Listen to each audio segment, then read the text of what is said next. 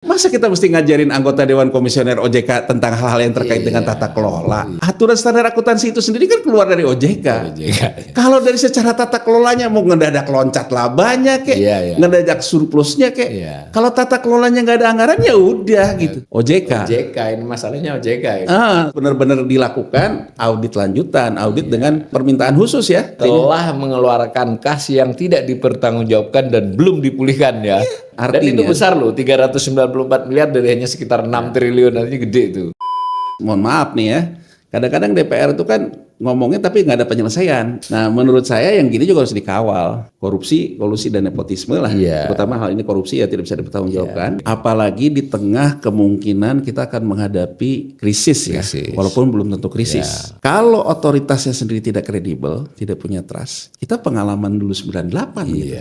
Buat pelakunya di perbankan. Saya ngelanggar standar, OJK aja ngelanggar standar.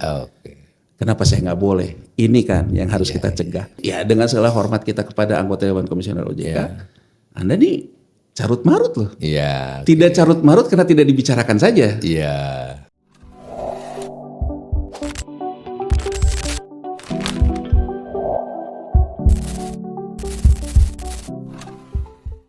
Salam cerdas. Kali ini kita kembali dalam sesi obrol ekonomi dengan sahabat saya Mas Yanuar Rizky. Assalamualaikum Mas Yanuar. Waalaikumsalam warahmatullahi wabarakatuh Mas Awalil. Dari tayangan-tayangan sebelumnya ada berbagai komen, bahkan juga yang tidak ada yang komen langsung juga. Mereka makin tertarik dengan salah satu topik yang kita bicarakan, yaitu laporan keuangan Otoritas Jasa Keuangan atau OJK.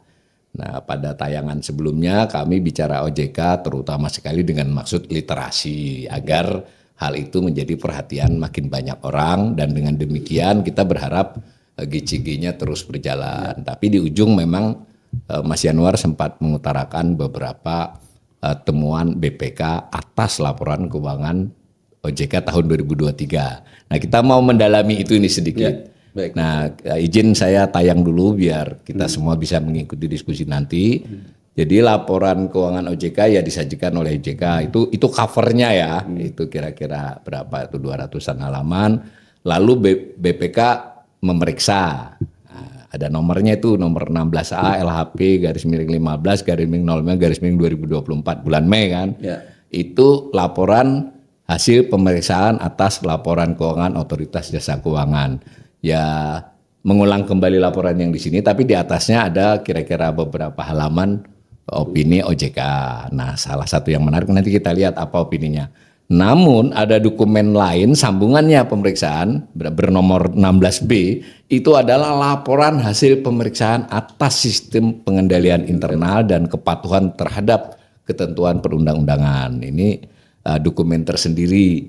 Nah, kira-kira begitu. Nah, mari kita lihat bahwa hal tersebut disampaikan oleh BPK kepada publik dalam bentuk ikhtisar bersama-sama dengan laporan berbagai, kan ada LKPP, ada macam-macam. Nah, ini di halaman 13 dari ikhtisar yang semester 1 2024. Jadi semester baru ini itu diperlihatkan oleh BPK bahwa ini kan OJK ini termasuk badan lainnya ya. Kalau yang lain itu ada yang badan usaha lainnya. Jadi ada BUMN, Ibu Bapak Saudara, ada badan usaha lainnya, ada badan lainnya. Nah, ini badan lainnya 4 ini.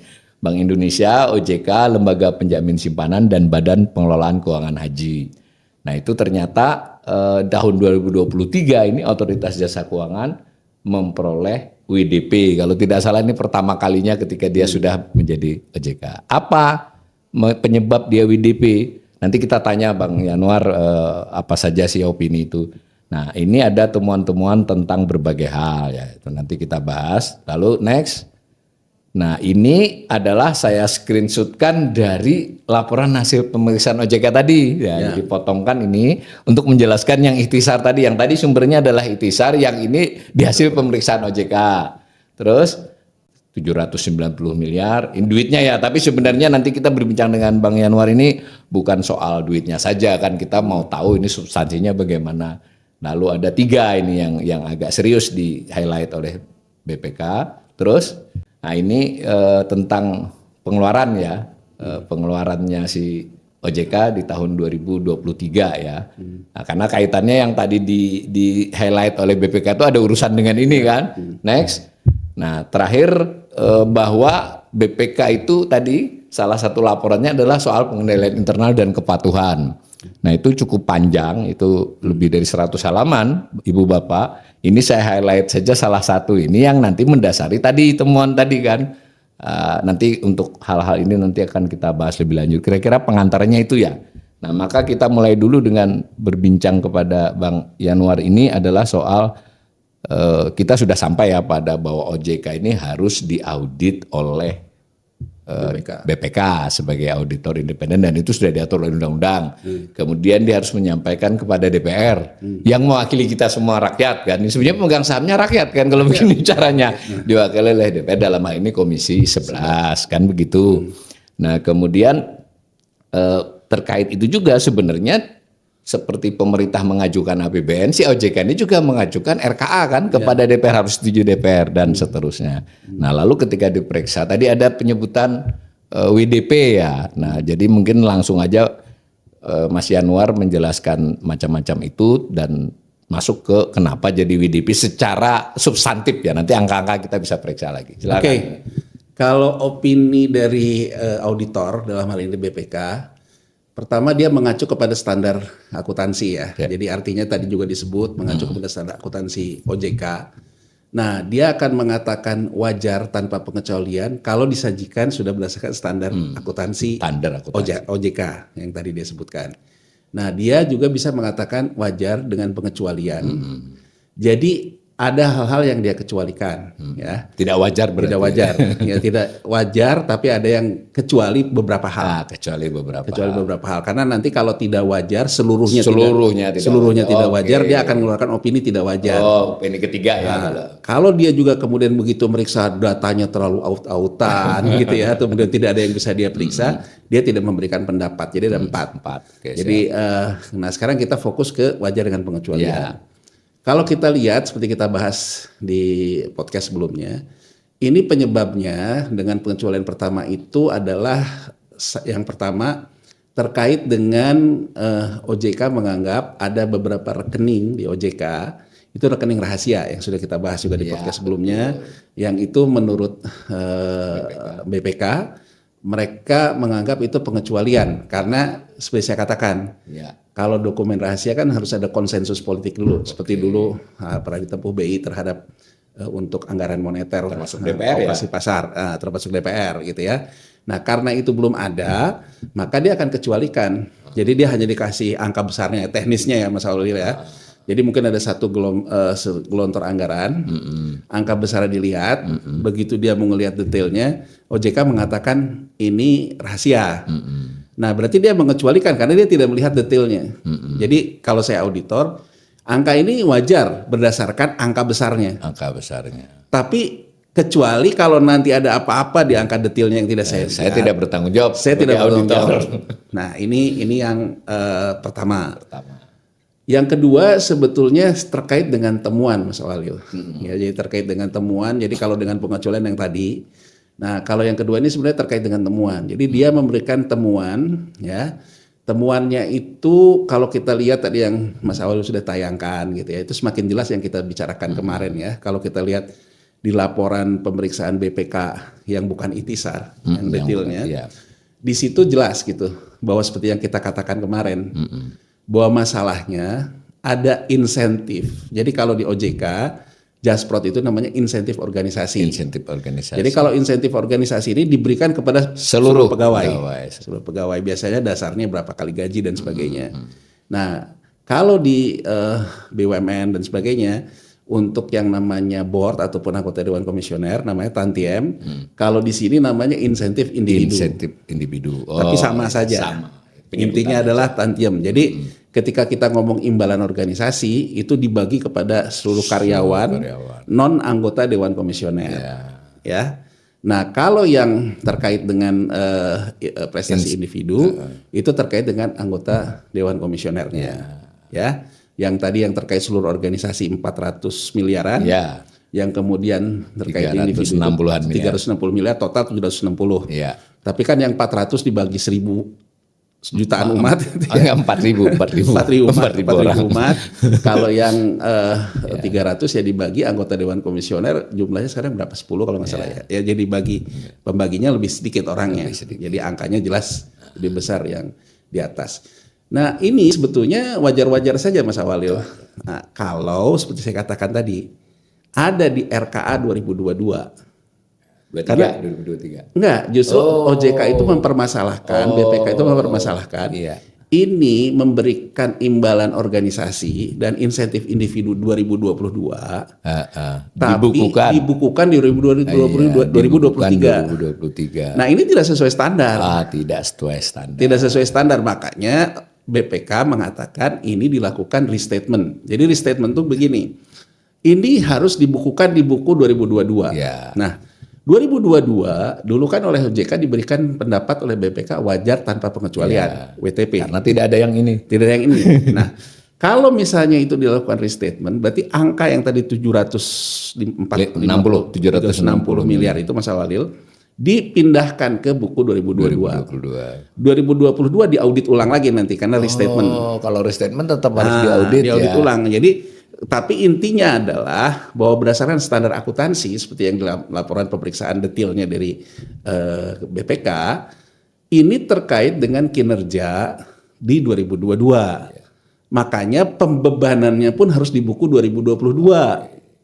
Tidak bisa dibebankan di buku 2023. Jadi seperti saya katakan kemarin, standar akuntansinya itu ketika awal tahun 2022, Mas Awalil, jadi akhir tahun 2021. Jadi ketika OJK, kita mungkin teknisnya gini, 2021 ya, OJK mengajukan RKA ya ke DPR. Disetujuilah RKA 2022. Kalau angka 760 miliar itu ada dalam RKA, ketika dia kemudian tutup buku di tahun 2022, angka 760 ini langsung dibiayakan oleh dia. Ya kan? Nah, kemudian ini dibaginya di 2023 memang. Itu nggak soal ya. Nggak soal, tapi dibiayakan. Nah, yang jadi masalah di sini adalah ya, kenapa dia tidak bisa restatement? Sebenarnya dengan kita lihat laporan pemeriksaan OJK yang yang detailnya menjadi semakin jelas bahwa memang masalahnya tidak bisa juga dibukukan di 2022 karena dulu tidak tidak ada anggarannya, tidak ada lah boleh dibilang anggarannya tidak ada, kemudian juga akhirnya menggantung di 2023. Maka kalau terkait ini sebetulnya ini temuan Mas Awalil. Temuan. Jadi gini loh, orang satu lembaga bisa juga dia mendapatkan wajar tanpa pengecualian WTP, tapi ada temuan. Jadi ketika misalnya gini, saya anggap saja gini ya. Ini kemudian dicatatkanlah di tahun 2022 karena sesuai dengan standar akuntansinya. Wajar, laporan keuangan 2023 dia mungkin akan menjadi wajar juga karena sudah di restatement ke 2022. 2022 aja tetap akan wajar, tapi akan ada temuan di 2022. Temuannya apa? Bahwa angka ini tidak ada anggarannya. Tapi secara pencatatannya benar, tapi anggarannya tidak ada. Nah, jadi gini, saya ingin mengatakan standar akuntansi itu terdiri dari 3. Pertama, itu adalah mengakui, mengukur, dan mencatat. Mengakui, mengukur, mencatat. Mengakui itu pertama kali dasarnya apa? Dasarnya ada anggarannya. Ada anggarannya. Gitu kan? Dasarnya ada anggarannya. Kemudian ngukurnya ya macam-macam berdasarkan kinerja, berdasarkan gaji. Ada ininya juga. Nah, baru mencatat. Nah, jadi sebetulnya terkait ini kalau dia tidak ada anggarannya, ke standar yang pertama tentang mengakuinya saya sudah tidak bisa sebetulnya. Gitu kan, sudah tidak bisa. Jadi ini sebetulnya kalau menurut saya ini temuan serius sih. Apalagi untuk sebuah lembaga yang dia juga menjadi otoritas yang menguasai laporan keuangan. Mengawasi laporan keuangan orang lain. Jadi kalau menurut saya kalau memang tidak ada anggarannya, tidak bisa dibiayakan, tidak bisa segala macam, ya tidak bisa dibagikan. Intinya sederhananya gitu. Tapi kelihatannya tetap dibagikan. Nah, kalau saya baca tadi di temuannya, di laporan pemeriksaan lebih detailnya dari BPK, BPK dalam pendapat bahwa berdasarkan standar akuntansi yang berlaku, kinerja 2022 tidak bisa dibebankan di 2023. Ini sebetulnya harus digali. mungkin Mas Walil, kenapa dia dibiayakan di 2023? Di 2023 dia diminta mungkin persetujuannya untuk anggaran 2023. Tapi BPK tetap dalam standarnya. Bahwa standarnya bahwa terkait 2022 tidak bisa dimintakan di 2023. Jadi kalau saya baca berdasarkan kalimat ya, karena kita belum nanya, kita nggak nanya BPK yang audit, kita nggak nanya OJK ya, tapi ini bisa ditanya oleh. Menurut saya kelihatannya di RKA 2023 angka 2022 ini diselipkan. Tapi tetap saja tidak bisa karena ini terkait dengan 2022. Nah, jadi kalau menurut saya boleh dibilang ini kan maksa sesuatu yang nggak ada, maksa untuk ada. Kan nggak bisa. Kan sama aja dengan saya kasih ilustrasi kemarin gini Mas Walil. Saya nggak tahu ya, mungkin sudah ada pembagian Jasprot dan juga insentif itu. Tapi kan seperti kita lihat kemarin di laporan keuangan 2022 itu surplus netonya itu menjadi besar. Iya, sampai 1,48 triliun. Ini kan menjadi besar. Nggak biasanya segitu. Saya ambil contoh gini Mas Walil. Saya ambil contoh lah ya, misalnya di satu perusahaan, gak usah OJK dulu, BUMN gitu ya. BUMN, misalnya saya ngambil contoh deh, Pupuk misalnya, Pupuk Indonesia. Pupuk Indonesia dia membuat proyeksi RKAP tahun 2022, harga amoniak misalnya 300. Sehingga akhirnya laba dia katakan saja 5 triliun, katakan nih, ini ilustrasi saja. 5 triliun gitu ya. Nah, ketika dia mengajukan di RKAP 2022, Tantium dan Jasprot berdasarkan perakiraan itu. Perakiraan ini dianggarkanlah katakanlah di BUMN itu kan ada aturan Kementerian BUMN ya, katakan 3% ya. 3% dari laba. 3% dari 3 triliun. Itulah anggaran. Kalau di BUMN namanya Jasprot dan Tantium. Kalau di sini tadi insentif organisasi dan prestasi individu. Dianggarkanlah itu. Ya. Begitu dia tutup buku di Desember 2022, harga amoniaknya loncat ke 1.000 misalnya. Labanya menjadi 21 triliun. Kemudian kita misalnya ngomong, kalau gitu 3%-nya dari 21 triliun, udah nggak bisa. Karena anggarannya kepada 3 triliun. Kecuali di tengah-tengah mengajukan revisi. Dugaan saya di OJK ini sama. Jadi sebetulnya sudah ada angka tantiem ya, insentif individu dan organisasi. Namun begitu tutup buku 2022 ternyata proyeksi surplus netonya melebihi yang bisa dilakukan. Ya kalau menurut saya kayak gini Mas Walil lewat literasi kita. Masa kita mesti ngajarin anggota Dewan Komisioner OJK tentang hal-hal yang terkait dengan tata kelola. Aturan standar akuntansi itu sendiri kan keluar dari OJK. Kalau dari secara tata kelolanya mau ngedadak loncat labanya ngedadak surplusnya kalau tata kelolanya nggak ada anggaran ya udah gitu. Nah ini menurut saya ini yang harus dieksplorasi lebih jauh ya Mas Walil ya, karena ini terkait dengan tata kelola. Kenapa kok memaksakan sesuatu yang tidak bisa gitu ya? Jadi temuan ini cukup serius menurut saya, cukup serius karena ini menyangkut kepada tata kelola gitu ya. Tata kelola. Nah, kan kalau kita lihat lagi ya, temuan berikutnya dari OJK itu dari BPK 349 miliar. Itu penempatannya di kas setara kas. Tapi menurut BPK berdasarkan pemeriksaannya, dia tidak bisa, OJK tidak bisa mempertanggungjawabkan penggunaan sebesar 394. Ini menambah sisi buruk lagi. Satu sisi tata kelola terkait dengan mengurus dirinya saja dia sudah mengabaikan. Sekarang ada yang lebih buruk, ternyata ada angka yang dianggap tidak bisa mempertanggungjawabkan. Jadi kalau menurut saya ini serius untuk ditanya oleh DPR bahkan oleh publik. Masa potret otoritas jasa keuangan kita yang mengawasi lembaga keuangan dia bisa dengan mudahnya saja mengabaikan tentang apa yang disebut dengan pengakuan dalam standar akuntansi, dia tabrak gitu ya. Ketika kita bicara renumerasi tadi, Jasprot dan insentif organisasi.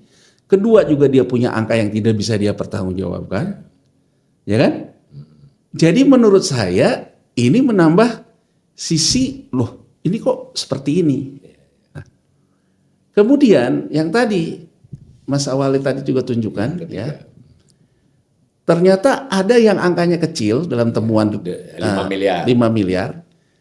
Sanksi yang kita bicarakan Ya, kemarin soal. ya. Jadi ternyata di 2023 itu ternyata Banyak pelanggaran. banyak pelanggaran yang kita duga ini berapa yang kena apa, berapa basis dendanya, berapa tarifnya, sehingga kita bisa ukur sebetulnya berapa harusnya potensi penerimaan. Ternyata tadi ada angka 5 miliar, kecil saja, tapi itu tidak dibukukan tapi sudah disanksi. Ini kan menimbulkan pertanyaan ya, Nah ini nih. Nah, ini nih. Ini kan OJK telah menerbitkan surat sanksi denda administratif pada tahun 2023 5 miliar. Namun pengumuman ini tidak digunakan sebagai dasar pengakuan penyajian. Kan saya selalu bilang tadi, kan standar akuntansi itu mengakui kemudian menyajikan. Jadi kita terus bertanya-tanya dengan kalimat ini ya, walaupun kita harus klarifikasi lagi. Termasuk ke BPK. Apakah ini yang namanya sanksi itu tidak? Jadi kita curiga kan, banyak yang tidak dibukukan. Di angka 158 miliar itu ada berapa? Ya, memang temuannya 5 kan kesannya kan dari 100 cuma 5 yang belum disajikan. Tapi kan ini menunjukkan bahwa loh kok bisa gini ya? Ya kan bisa jangan-jangan bisa tawar menawar denda gitu ya. Bahkan kan ini kan yang kita soroti kemarin Mas Awal kan bahwa ini yang bagian yang harus direform ya kalau memang kita mau ada out of court settlement. Bukan hanya duitnya kan, kalau memang pelanggarannya berat tidak sekedar denda kan, kira-kira gitulah. Harus ada blacklist, harus ada apa gitu dan berapa standar dendanya. Nah ini jadi artinya dari tadi tata kelola pengakuan dia melanggar yang terkait dengan Jasprot, ada yang tidak bisa dipertanggungjawabkan gitu ya. Ketiga ini ada yang sudah ditagih tidak dibukukan. Nah, kita jadi pertanyakan berapa yang tidak dibukukan. Nah kemudian yang kita lihat lagi itu dari sini ini soal tata kelola sih. Tata kelola. Satu tata kelola, satu perilaku Mas Awalil. Tata kelola terkait dengan sah nggak sih mendapatkan penghargaan individu prestasi anggota Dewan Komisioner? Sah. Sah nggak pegawai OJK mendapatkan imbalan organisasi? Sah. Tapi ada aturan mainnya. Aturan mainnya harus dianggarkan dan disetujui dulu dan tidak boleh melalui anggaran. Jadi artinya tata kelolanya anggarkan, realisasikan sesuai anggaran. Ini dengan temuan BPK ini berarti ada merealisasikan tidak sesuai anggaran, dia realisasikan. Ini terkait dengan tata kelola menurut saya. Kok bisa gini untuk sebuah lembaga yang harusnya menjadi suri toladan, betul, ya kan, garda terdepan tata kelola perusahaan, kan? Tata kelola akuntansi dan sebagainya. Kedua yang agak menurut saya mengkhawatirkan perilaku Mas Wadil.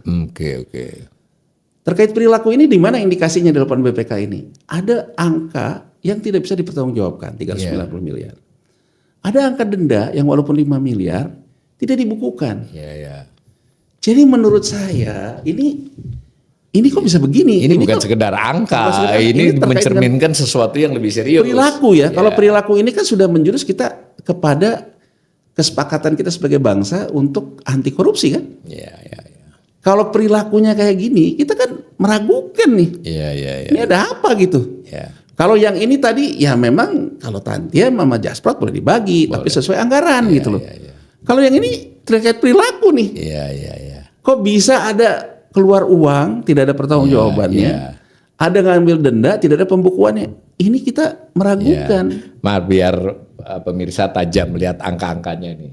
Satu-satu, 3 biji nih. Satu lagi. Nah ini ya, yang dikatakan 759,61, 760 miliar kan. Ini soal. Nah ini masalah ini di kalimat paling bawah nih ya.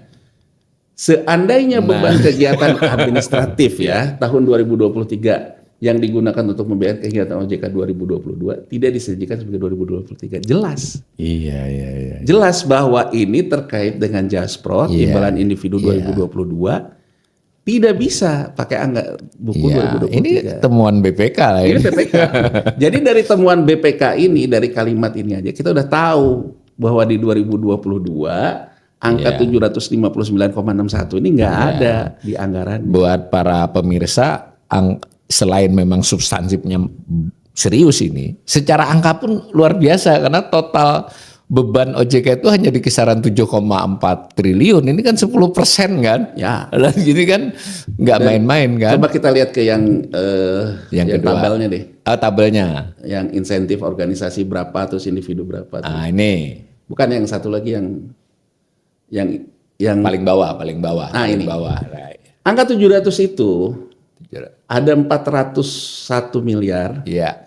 Itu untuk pegawai OJK, ya, yang jumlahnya 4.000 sekian. Iya. Nah, yang bawah untuk ADK, ADK-nya kan berapa sih? 8 atau 10 gitu ya? Tapi sebentar saya potong sedikit, kalau saya lihat di rinciannya, ini karena ada pergantian di pertengahan itu dapat juga yang lama. Oh ya, kalau dari sisi itunya gini Mas. Gimana? Jadi kan ini imbalannya itu terkait dengan 2022. Iya. Dari Januari sampai April katakan saja itu masih ADK lama. Iya. Berarti 3/12 dari jatah itu milik yang lama. Ya. 9/12 milik yang baru. Nah, sebenarnya kalau kayak gini Mas Walil ya, kalau kita sekarang ini dinyatakan oleh OJK ini imbalan 2022 ya, bukan 2000, tapi dibukukan di 2023. Jadi 2002 nggak ada anggarannya kan? Iya, bukan soal ini buat pemirsa. Kalau soal membayarnya nggak ada masalah kan? Oh, kalau membayarnya memang pasti 2023. Pasti ya. Ada daftarnya biasanya Januari sampai April lah, antara itulah. Ya kita di perusahaan kan terima bonus 2024, terimanya nanti di 2025 nggak Januari. April lah. Makanya lah itu 24 Januari itu dibagikan untuk dibuat karyawannya, 11 April untuk ADK-nya nunggu DPR dulu kan? Iya. Ya kan? Nah, gini Mas Awal, sekarang kita tanya nih, kalau realisasi imbalan ini nggak ada di buku 2022, apa sih yang akan dilakukan gitu ya? Apakah ini termasuk kerugian negara kan kita berandai gitu. Ya sebetulnya kalau dia tidak memenuhi standar dan tidak ada anggarannya, ya ujungnya mengembalikan. Iya. Gitu ya. Ya bisa mengembalikan.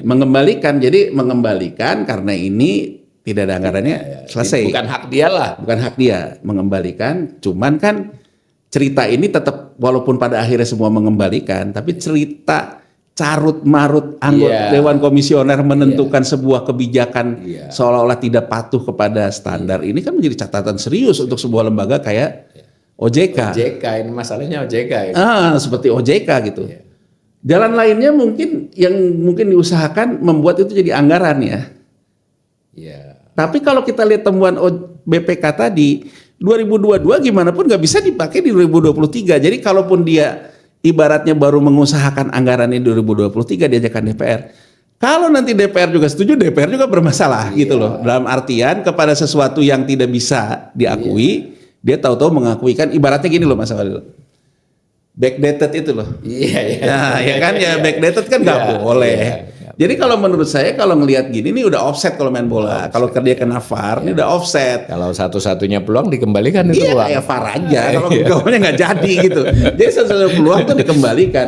Cuman yang agak berat tuh menurut saya yang tidak bisa dipertanggungjawabkan itu loh. Oh iya, yang tadi Mar, yang 300 sebelum ini. Lagi.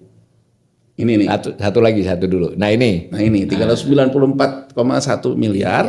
Ini tidak bisa dipertanggungjawabkan. Kalau ini ini sangat serius ini. Ini sangat serius. Kenapa? Siapa ini yang susah mengatasinya ini kayaknya. Harus benar-benar dilakukan audit lanjutan, audit dengan DPR ya harusnya audit dengan permintaan khusus ya. Jadi artinya telah mengeluarkan kas yang tidak dipertanggungjawabkan dan belum dipulihkan ya. Nah, ini dia belum dipulihkan. Artinya, dan itu besar loh, 394 miliar dari hanya sekitar 6 triliun, artinya gede itu. Nah, gini Mas, di sini tidak bisa dipertanggungjawabkan dan belum dipulihkan. Jadi sebenarnya kalau menurut saya, pemeriksa BPK ini pernah menawarkan. Dipulihkan bisa nggak ini? Dipulihkan, jadi ini saya nggak bisa bertanggungjawabkan, balikin. Tapi sampai dia keluar ngaudit, belum dibalik-balikin. Makanya jadi temuan. Jadi sama aja gini Mas, saya melakukan temuan. Saya temuan angka ini nggak bisa dipertanggungjawabkan. Saya tawarkan ke Mas Walil. Sebelum saya tutup audit, balikin deh uangnya, ya kan? Akhirnya uang itu balik, selesai, ya, tidak akan jadi temuan. Tapi begitu uang pas saya selesai audit tidak juga jadi ini, jadi temuan. Nah kalau sudah jadi temuan kayak gini, Iya, nggak ada kesempatan mengembalikan lagi dong. nggak ada. Ini udah persoalan hukum, Mas. Ya, Kalau yang harusnya lo ini ya, harusnya ini ditindak. kita kan tadi bilang ya, kalau yang terkait dengan Jaspro segala macam persoalan hukumnya apa ya? Ya balikin aja. Balikin aja. Tapi kalau ini persoalan hukum serius loh. Iya. Ini akan bisa, ya kan? Ini akan bisa melibatkan penegak hukum, ya, dan sebagainya oleh DPR. Dan ini sebenarnya sudah dieksplorasi lebih lanjut di hasil audit SPI ya, tapi nanti lain kesempatan kita khusus ini kita bicarakan. Gitu ya. Nah terus Yang ke yang satu lagi denda. Ini penting. Nah ini yang denda ini nih. Ini 5,08 ditemukan. Kan gini Mas, Iya, ini penting nih, Chef. ngaudit itu pakai sampel juga. Ya, betul. Jadi dia nggak 100%. Enggak seluruh kwitansi diperiksa. Dari satu kwitansi yang nilainya 5,08, dia lihat, loh kok ini udah ada sanksi 5,08, tapi kok nggak ada di laporan keuangannya. Ini salah satu sampel loh. Iya, ini kan berarti BPK dapat ini bahwa ada data bahwa ini harusnya ada orang bayar 5,08 kan? Jadi gini caranya. Gimana? Teknis itu kan gini Mas. Ini kan ada angka denda yang jumlahnya 100 miliar itu. Ya, 150 miliar. 150 miliar. Auditor dia akan melakukan dua sisi. Angka ini dia dapat dari Departemen Akuntansinya OJK. Dia kemudian minta rincian sanksi dan denda ke Departemen Sanksi di OJK. Gini ini data nih. Iya. Ada selisih. Oke. Ada selisih, dia ketemu. Loh, ini yang selisih ini ternyata nggak ada dibukukan di sini. Enggak dibukukan. Menurut yang di PC ini ada itu angka itu. Nah, pertanyaannya kita kan juga harus nanya ke BPK. Iya. Dia ketika melakukan Pairing apa? pairing itu, validasi itu. Validasi. 100% sampel atau sampel terbatas. Iya. Kalau berdasarkan standar audit, standar pemeriksaan, ya dia tidak harus 100%. Tidak harus ya. Materialitas saja. Jadi kalau misalnya tadi OJK Tapi kalau dilihat ini kan sebetulnya nggak banyak karena kan Iya. jumlah itu paling berapa puluh jadi orang. gini Mas, entitas. maksud saya kalau pendapatan dendanya 100 miliar, Iya. materialitasnya katakan aja 10%, Iya. berarti sebetulnya berdasarkan standar audit, saya hanya bisa, saya boleh memeriksa hanya 10%-nya, 10 Ya, 10 miliar. begitu. Nah ternyata dari saya mengambil sampel 10 miliar, saya ketemu 5,08. Iya. Pertanyaannya adalah, jangan-jangan dari seluruh sampel itu banyak juga yang tidak dibukukan. Ya, ini itu mah harus tanya ke BPK dan Harus DPR bisa bertanya kan. Iya, tapi ini juga menunjukkan menurut saya kembali dikaitkan dengan 330. Kan ada jurisprudensinya ya. Di temuan sebelumnya ada 390 miliar tidak bisa dipertanggungjawabkan. Di sini ada denda yang juga tidak dibukukan. Berarti kan menurut saya harus audit investigasi terhadap perilaku-perilaku ini. Kok di OJK bisa ada dana keluar nggak ada dipertanggungjawabkan? Kok bisa ngambil sanksi tapi kemudian nggak masuk ke kas negara lah kasarnya? Ya kan karena kan tidak dicatat di bukunya gitu loh. Ya, Nah kita nggak. Ya, memang kalau menurut saya dari laporan ini ada indikasi, ada temuan. Bagaimana ini akan menjadi bunyi secara hukum? Ya memang kalau menurut saya DPR harusnya meminta BPK melakukan audit dengan tujuan tertentu. Khusus. Ini kan karena pertanggungjawaban itu selesai di audit Mei, 27 Juni itu ada raker di Komisi 11.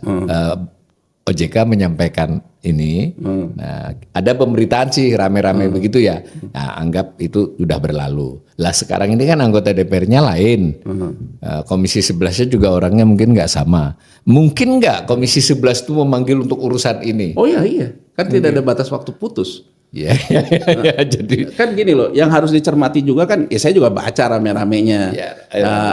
Bahkan saya lihat Mas Yano juga dimintai komentar pas rame-rame itu kayaknya. Jadi beberapa anggota DPR mengatakan ya sama kayak kita lah ini bagaimana. Tapi kan gini Mas, mohon maaf nih ya, kadang-kadang DPR itu kan ngomongnya tapi nggak ada penyelesaian. Jadi cuma sekedar bincang gitu ya. Atau ada sedikit dampak bincang kita nggak tahu. Iya, dampak bincangnya kita nggak tahu. Nah, menurut saya yang gini juga harus dikawal. Apa output yang harus kita tunggu dari Komisi 11 DPR? Outputnya kan sebetulnya dia bisa menjelaskan bahwa angka ini tidak ada apa-apa. Tapi kan untuk menjelaskan angka ini tidak apa-apa harus melalui dulu audit dengan tujuan tertentu dari BPK. Oh, jadi ini jelas nih saran Mas Yanuar ini untuk dari sementara kita melihat IHPS, dari sebetulnya saya berdua dengan Mas Yanuar sudah mulai baca-baca audit yang panjangnya, itu kita Mas Yanwar sampai pada ujung ini mestinya ada audit dengan tujuan tertentu yang diminta oleh DPR kepada BPK. Kepada BPK dan Atau class action sebenarnya bisa. ya, dan sebetulnya menurut saya aparat penegak hukum pun udah bisa kan tidak hanya DPR. Jadi Oke. APH, Nah, ini bagus nih. APH ketika melihat ada temuan ini Iya. dan temuan ini terkait dengan yang saya bilang tadi perilaku, Iya. ya kan, yang bisa mengarah kepada korupsi, kolusi dan nepotisme lah. Iya. Terutama hal ini korupsi ya tidak bisa dipertanggungjawabkan gitu ya. Ya. Aparat penegak hukum sebetulnya Bisa masuk bisa lah ya. masuk. Bisa masuk. Gitu bisa masuk dan dia juga bisa minta Jadi BPK itu bisa diminta oleh DPR untuk menindaklanjuti ini dengan tujuan tertentu, Bisa aparat penegak hukum. bisa oleh penegak hukum. Harusnya kita boleh juga mencoba class action ya, Betul, tuntutan tapi masyarakat. Tapi belum. Lewat channel Mas Awal ini dengan kita literasi Iya, pembelajaran, yang kita ini buka tuh publik tuh juga belajar, Iya. tahu ya kan hak publiknya di mana. Karena kan kita juga perlu mengawal nih Iya, BPK, aparat penegak hukum, Iya, iya, DPR.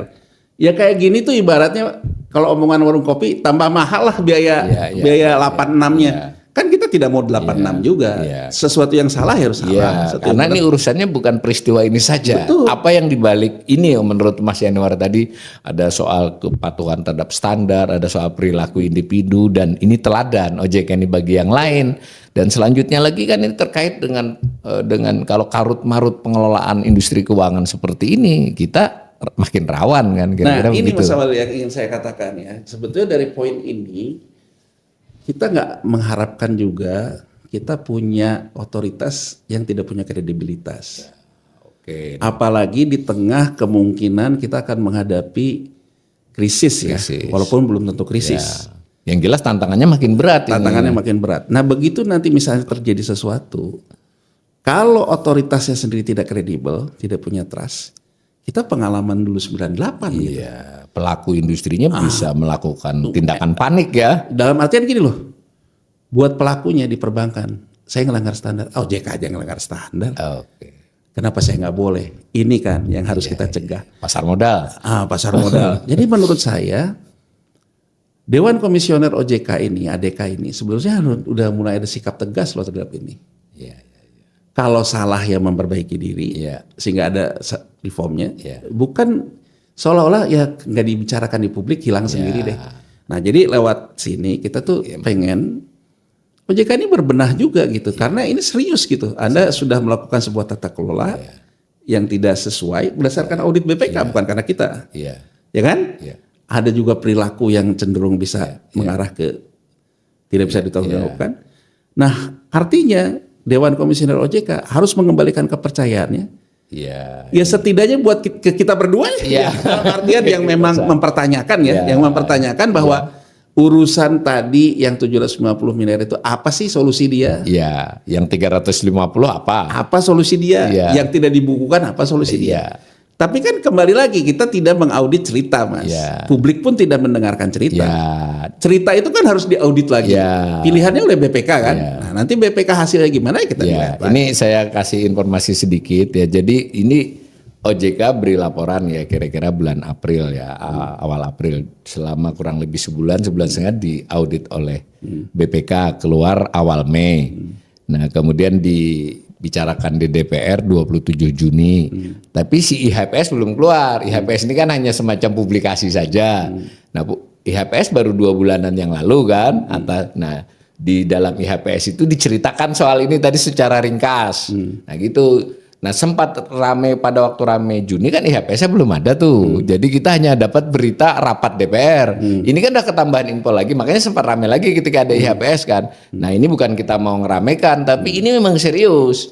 Nah kita ingin ngajak, bahkan publik itu buat para pemirsa itu berhak meminta laporan hasil pemeriksaan itu kalau ada keperluannya. Nah ini para jurnalis juga mestinya ikut nih terlibat. Nah yang lain Mas, saya kebetulan baca meskipun masih baca ringkas, itu di laporan hasil pemeriksaan kepatuhan perundang-undangan maupun pengendalian internal tadi, itu ada ya sekitar 17-18 item. Meskipun mungkin ini yang gede-gede banget, tetapi sepintas saya baca dan saya tadi mendengar penjelasan dari Mas Yanwar, detail-detail ini seolah-olah menguatkan itu tadi. Karena tadi misalnya salah satu yang disinggung tuh bagaimana sih cara aturannya untuk membagi insentif organisasi besarannya berapa begitu, ini ada di situ dijelasin.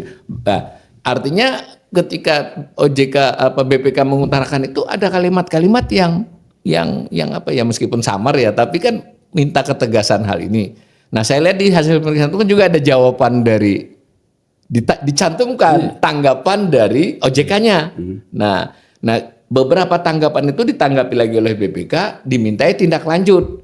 Nah, tetapi yang bagian-bagian besar ini nyaris tidak banyak tanggapan itu. Jadi ini mungkin kita mau mulai lah. Nanti ada kita khusus untuk yang beberapa poin itu. Tapi saya ingin katakan kepada pemirsa, tadi yang diutarakan Mas Yano tadi, substansinya dari persoalan ini. Secara angka begitu, ada soal 760 miliar, ada soal 350 miliar, ada soal 5 miliar. Tetapi dari semua itu persoalan yang serius dibaliknya, bahwa 760 miliar itu bisa mencerminkan ketidakpatuhan terhadap standar yang ditetapkannya sendiri. Kan ditetapkannya sendiri kan OJK itu standar akuntansinya. Jadi gini Mas, terkait dengan laporan pengendalian intern ya. OJK itu kan sebuah otoritas yang mengatakan bahwa pengawasan itu dilakukan oleh pelaku industri keuangan. Salah satunya dengan pengendalian intern. Makanya pengendalian itu mereka sebenarnya. Makanya itu terkait dengan aturan mereka tentang tata kelola. Makanya kan kalau kita ikut fit and proper di OJK, kalau kita jadi direksi ataupun komisaris di industri keuangan, itu adalah pengetahuan kita tentang pengendalian intern. Saya terus terang gitu ya, agak sedih ngelihat laporan BPK ini. Karena ternyata pengendalian internnya acak-acakan. Bahkan di detail-detail. Nah, di detailnya. Dan setelah saya waktu itu media mengomentar ini, banyak Mas yang koneksi saya ya gitu ya. Salah satunya itu dari peserta dana-dana pensiun ya ataupun asuransi yang ditutup oleh OJK. Oke. Nah, ini bagus. Ditutup oleh OJK. Nah, jadi banyak nasabah-nasabahnya itu ke saya. Dia bilang bahwa OJK kalau kayak gini ke kita aja, kita nggak diurusin, nggak diganti dan sebagainya. Nah, salah satu poin yang menarik gini. Jadi ada salah satu kelompok nasabah ya, nasabah dari salah satu dana pensiun yang ditutup. Dia memberikan data kepada saya. Pak, dia bilang, ini OJK punya dana pensiun OJK, DAPEN OJK. Saya jawab, oh BI juga punya dana pensiun BI. Tapi saya kaget begitu saya search berdasarkan dokumen, saya mengecek juga yang dia katakan.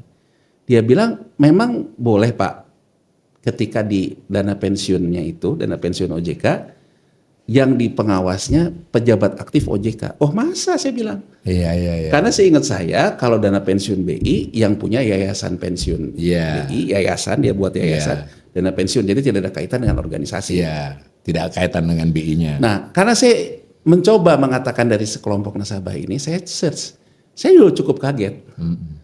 Ternyata dana pensiun OJK itu memang dibentuk langsung, yang kemudian anggota dewan pengawasnya itu pejabat-pejabat aktif di OJK, ya kan? Kelompok nasabah ini kemudian nanya, udah dicek Pak, udah, gitu kan? Menurut Bapak gimana? Gak bisa, karena ini konflik kepentingan, ya kan? Karena dia masih penjabat dan sebagainya. Kemudian dia bilang, Pak, itu OJK punya keuntungan dana pensiunnya, returnnya Mas, jadi return pengelolaan dana pensiunnya 9,08% gitu ya. Rata-rata DAPEN Pak cuma 4%. Saya buktikan lagi, ternyata betul berdasarkan data asosiasinya rata-rata, dan betul OJK dapat 9%. Nah kemudian ada media yang diskusi dengan saya. Nah dari media ini kemudian saya mendapatkanlah kegelisahan bahwa ternyata misalnya dana pensiun OJK memegang obligasi waskita karya yang kemudian jadi default. Sebelum default, ketika harganya bagus, mereka jual. Nah, dalam diskusi kayak gini, teman-teman yang ngomong ini, dia bilang, Pak, ini kan kalau misalnya mereka jual sebelum harganya jatuh, berarti mereka insider. Saya ingin mengatakan bahwa ini mungkin berdasarkan kejagoan dari DAPEN OJK. Tapi saya susah mengatakan ketika pejabat aktifnya pun menjadi organ aktif. Jadi yang diberikan contoh oleh Mas Yanuar ini betapa kalau Gicigi tidak bagus Iya, menjalar kemana-mana. bisa terjadi hal-hal seperti itu meskipun masih dugaan. Iya, Kan? itu Mas. Setelah saya lihat, wah, kalau gini ceritanya wajar dong kalau BPK menemukan terkait dengan pengendalian internnya yang tidak begitu beres lah. Jadi gini Mas, gampangnya ya, ini gampangnya ketika kita diskusi segala macam. Kalau terhadap kan gini Mas, saya paham sih bahwa dana pensiun daripada ikut orang buat sendiri. Tapi kan kalau yang bener, buat dulu lah yayasan pegawai OJK, ya kan? Yayasan pegawai OJK kemudian membentuk PT Dapen OJK, ya kan? Nah kemudian Dewan Komisioner, pegawai OJK segala macam, dia menjadi pengurus yayasan kan? Yayasan yang pegawai OJK. Tapi di Dapen OJK 100% tidak ada mereka. Pemegang sahamnya pun yayasannya. Ini seperti yang dilakukan oleh dana pensiun BI gitu. Kalau ini kan enggak, dia tidak potong yayasannya dan bahkan pengawasnya itu adalah ada yang deputi, asisten deputi gitu ya. Jadi kalau menurut saya wajar kalau kayak gini ceritanya. Pada akhirnya jadi begitu. Pada akhirnya tuh jadinya menggampangkan persoalan. Uang yang belum ada anggarannya untuk tantiam dan jasa produksi. Ini. Nah, jadi lewat contoh ini, lewat yang berkembang segala macam, kita yang menggugah, bahkan menggugah DPR, menggugah presiden dan menggugah publik secara keseluruhan. Kita punya lembaga itu harus punya kredibilitas. Apalagi ini lembaga yang panutan, teladan. Betul. Jadi ya dengan segala hormat kita kepada anggota Dewan Komisioner OJK, Anda nih carut marut loh. Tidak carut marut karena tidak dibicarakan saja. Ya kan, nah, artinya kan gitu loh. Jadi, tapi berdasarkan audit BPK, Anda tuh carut marut, Anda organisasi yang kelihatannya kok acak-acakan. Nah, artinya apa? Tuntutan kita perbaiki. Nah, perbaiki ini kan macam-macam, bisa lewat hukum, lewat reform internal. Tapi kan pesannya jelas. Begitu ya, para pemirsa. Jadi sekali lagi memang bagian-bagian yang kami bicarakan ini sebagiannya bersifat analisis, dugaan. Kami tidak punya kompetensi untuk menetapkan itu melanggar hukum atau tidak. Justru kami menghimbau nih, mendorong, terutama DPR dulu deh, DPR dulu dan juga kawan-kawan jurnalis mungkin mari gali berita-berita ini ya lebih jauh dengan data-data yang valid. Tapi sekurang-kurangnya yang kami temukan adalah tadi bahwa ini sama sekali tidak memberikan contoh yang baik kepada pengelolaan keuangan dan OJK itu adalah pengawas, pengatur, pengawas bahkan kan begitu. Mudah-mudahan siaran kami untuk yang kali ini berguna bagi kita semua.